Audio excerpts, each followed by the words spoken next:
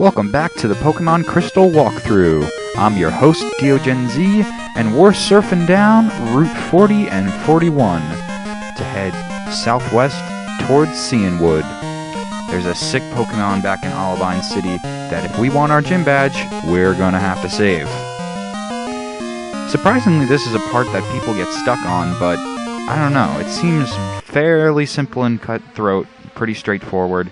Unless you didn't go to the lighthouse, I don't see how you could have missed it. I was thinking about it, and the upcoming gym challenges that we have are kind of going to be like one after another. And that's probably the only time of reprieve from having to do something constantly just to get the gym leader to fight you back in his gym. Or her gym. So it's going to be pretty straightforward from here on out. And you'll notice that the music may seem off today in that there's no selection noises when I'm moving my D-pad from one option to the next. And that's because I warned you on the last episode, this is footage that I mistakenly recorded while listening to music, and it picked up the music too. So that was my own bad, but I don't want to get copyright strikes, plus the overall sound quality of it was shitty, so we're going to leave it out. And I will just put battle music and area music to wherever we go. It's only going to last for about maybe 2 to 3 episodes, guys, so bear with me. But in this sea of not seaweed, but jellyfish, we're going to fight many tentacles, many tentacruels. And Pichu is going to get lots of friendliness stats from it. Unfortunately, even though I don't show it here, I cut out a lot of footage from this just to cram it into the 15-minute limit, but when I go back to the Pokemon Center in jump cuts, unfortunately I do let Pichu faint.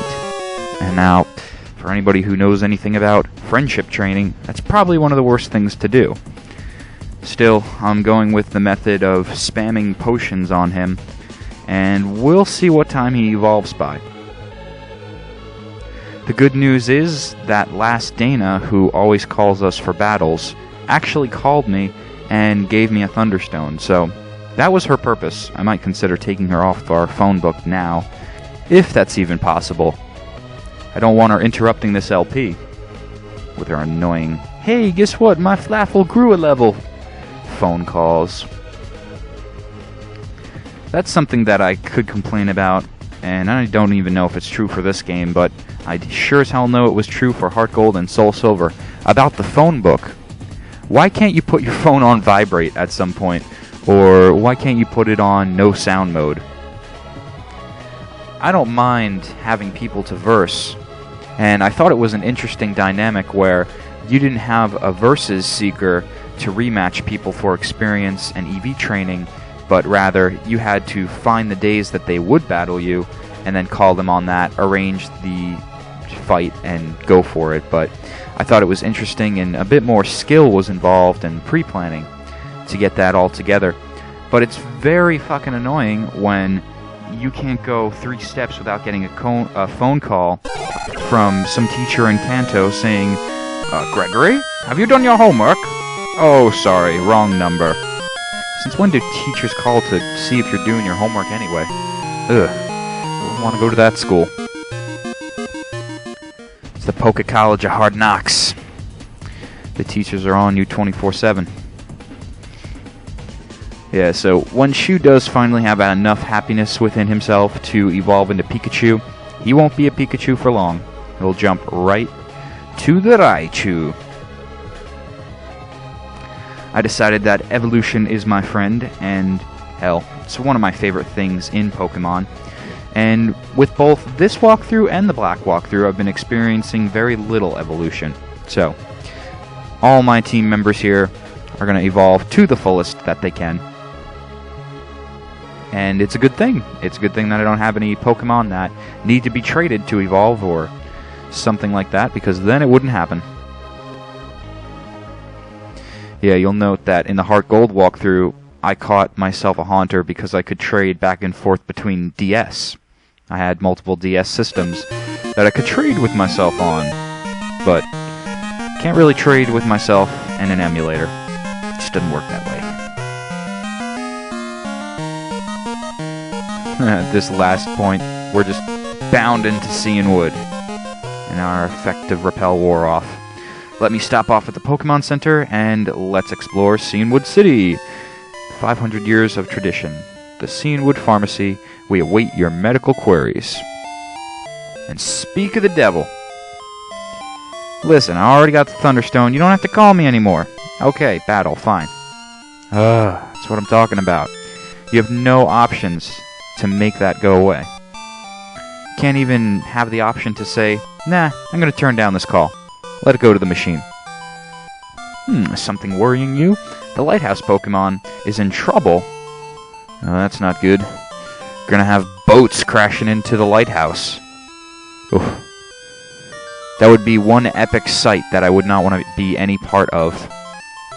That's like something you'd want to see in a video game. Never would you want to see a lighthouse be crashed into by a gigantic 10,000-pound tanker ship or something like that. You never want to see that for real, but still, you know, deep in your heart, it is an epic scene, and if no one has to be hurt, I would like to see that. Really, anything with big explosions. And not necessarily ballistic explosions. You know, not necessarily that. Just gigantic, colossal structures colliding. That's always good for me. So we're not going to the gym in this episode, guys. Instead, we're going to keep on exploring what Cianwood has to offer us. I think those guys tell you a story about Lugia. They might give you a Silverwing later down the line. But this guy, he definitely gives you something. If you come in here with a roster of 5 Pokemon on your team and leave space for this one here, this paranoid person will give you his Shuckle. Nope, can't give it. We don't want it. He could hold on to it, but just a recommendation if you want a very, very strong defensive Pokemon. A port surrounded by rough seas.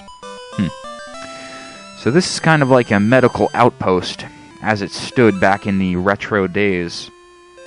But this place really had some time to shape itself up into something much better. Further west, if you look in Heart Gold and Soul Silver, they programmed in a safari zone. Or rather, I should say, the time that it has taken to get back to Johto from our first adventures there was a safari zone constructed. And it's right in the face of those cliffs right there.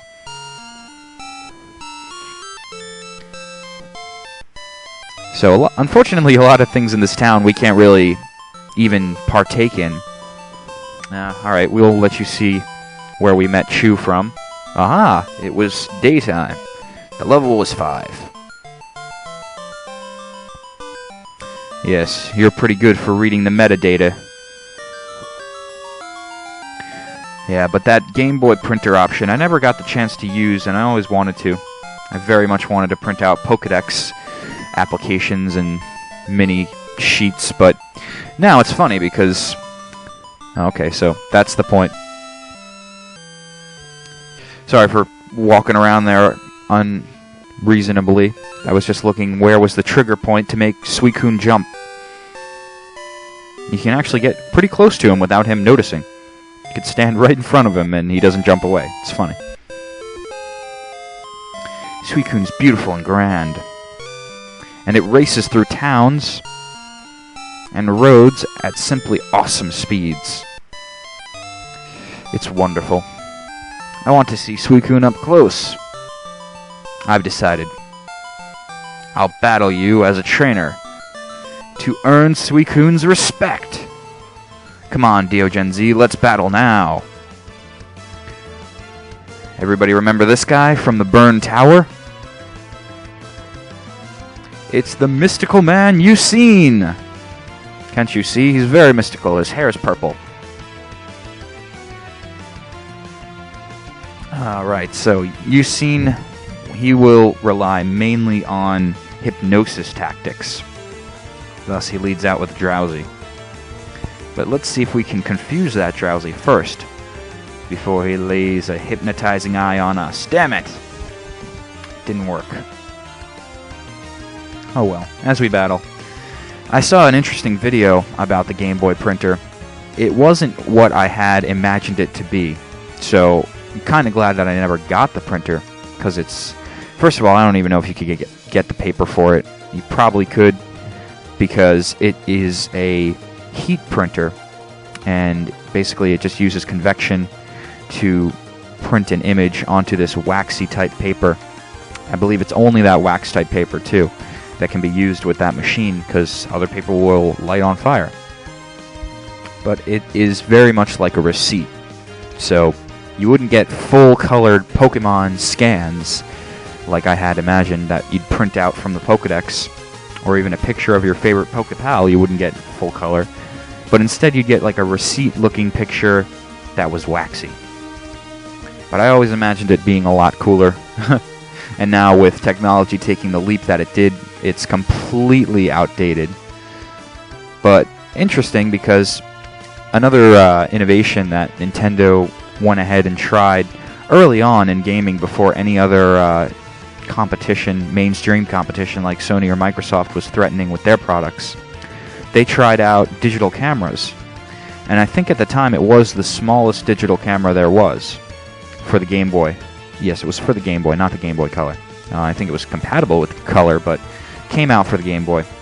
And it didn't take the best of quality pictures, but you could see early then that Nintendo had always been trying, and still continues to, innovate to the highest technological degrees. They're always trying to push the boundaries. They're always trying to find some new way to interact with gaming. And that's something that people might not realize, or may have forgotten about Nintendo because of their past year's experience with the Wii Casual Core. But it's important to note that Nintendo really is one of the most hardcore gaming companies that's ever lived. And they're the most hardcore, maybe not in their gameplay style. You know, maybe Super Mario, in my mind, Super Mario is hardcore. You know, a hardcore Mario platformer, even something like a Lost Levels or Mario World Hack, that's hardcore. But when I say hardcore, I'm not picturing hardcore violence or anything like that. But they are the leaders of innovation in gaming. And they saved the gaming market, too, back in the 80s. Back when we were flooded with hella crap titles, not even casual crap titles, just poorly made games. And they were selling by the bucket load, real cheap, within stores. And those were some dark days for gaming. Thankfully, Nintendo resurrected that world with, I believe, the arcade version of Donkey Kong. Pretty sure that's the game to do it. If it wasn't that, then it was the arcade version of Super Mario Bros. And goddamn this Electrode.